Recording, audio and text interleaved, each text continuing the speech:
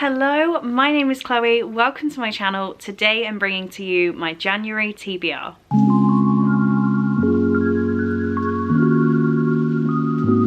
So let's not beat around the bush. I have done so many videos this month and I can't believe we're near the end. This is kind of crazy. But here we go. Here is a video bringing everything to a kind of close because I'm giving you my TBR for this first month of 2023. I'm going to be keeping it very, very brief today, I think. She says, and then is going to pick out 7 books. But if you saw my goals video last week, whenever, about day 23, I set myself the goal of 200 books a month, not a month, wow, 200 books for 2023, which works out about 17 books a month. So I am gonna show you 10 books here. I'm not going to show you any of the books I'm carrying over from the end of this year. My reading month has not been as great as I expected, so there are a few books that I need to still read in January to catch up with things. But I'm letting them take a bit of a backseat, getting a head start on 2023 and then slowly wrapping up the things I wanted to. I am also going to give you one themed reading vlog using Larry. If you haven't seen the announcement of using Larry again, then I will tag that down in the description. But we are going to be picking a challenge out of Larry as well, which I'll do at the end of the video. So first up, we have the buddy read for Chloe's Crime Scene Corner, which in January is What Lies Between Us by John Mars. Chloe's Crime Scene Corner is a book club I'm running and continuing to run into 2023, which is a book club focusing on horror and dark fiction and true crime, all that kind of thing. And I'm hoping to branch more into that side of things this year. So this book was picked, it's the last one that has currently been announced. And on New Year's Eve, you will be getting the announcement for February, March and April. So stay tuned for that. But before we get on to that, we are reading this book in January. I've only read one John Mars book before, and that was The One, and that remains one of my favourite books of all time. So I'm going into this one with very high hopes. This says, Nina can never forgive Maggie for what she did, and she can never let her leave.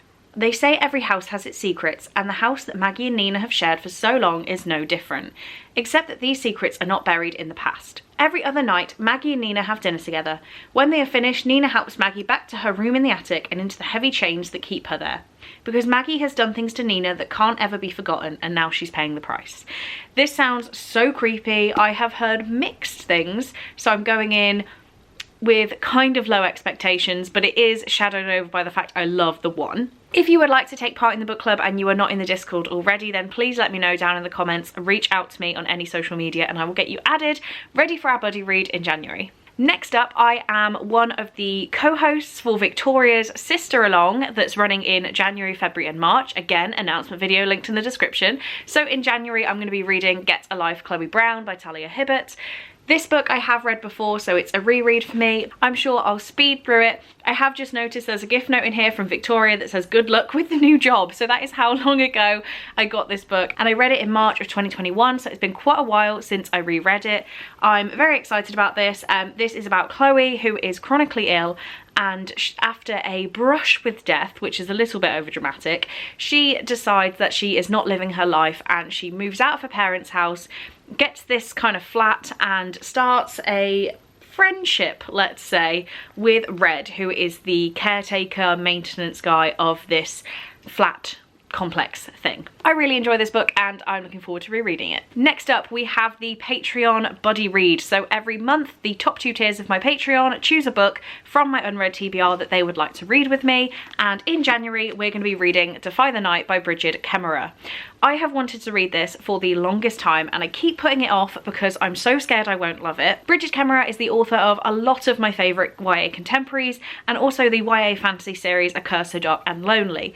This is her new fantasy series after that, and I won't lie, I know nothing about it, so let's find out together.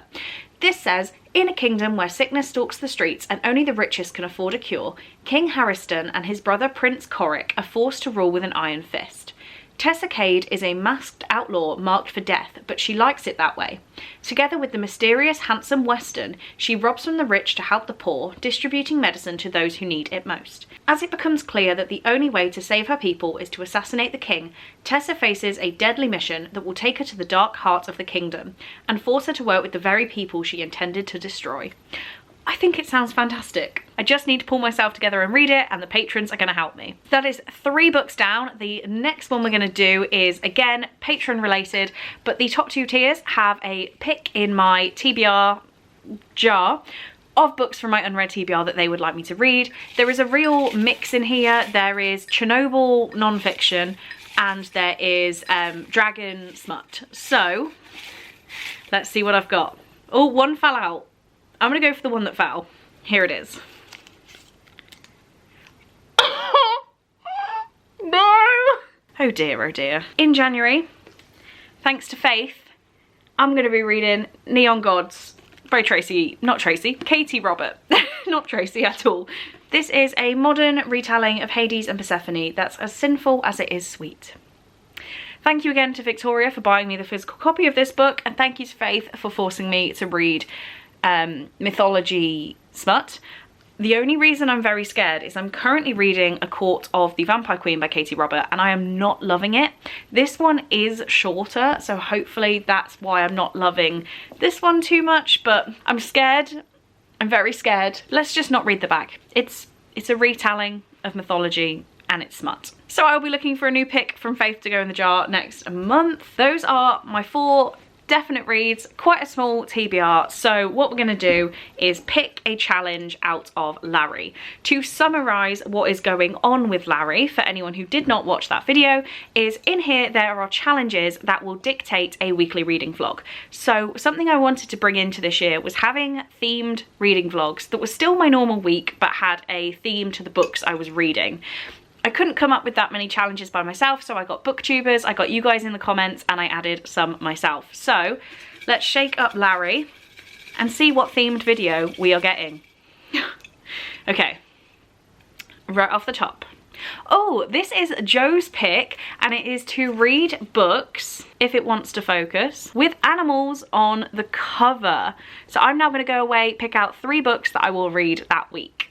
Okay, so I did go away and have a real think about this because I wanted to mix up the genres while still picking 3 books that I'm interested in and have animals on the cover.